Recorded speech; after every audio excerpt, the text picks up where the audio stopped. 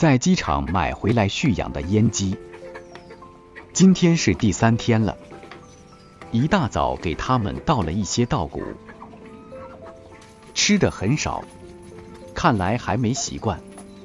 左手边这只眼泪汪汪的，这是细菌感染的现象。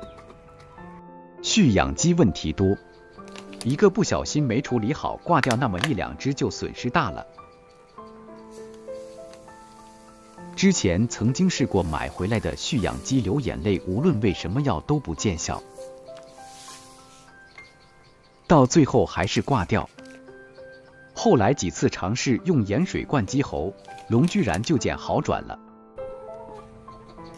很简单又不花钱的一个土方法。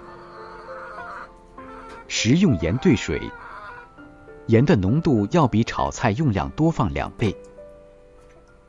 加入清水搅拌至无盐颗粒状为止，把鸡爪子压住。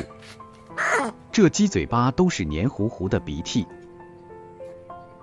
打开鸡嘴巴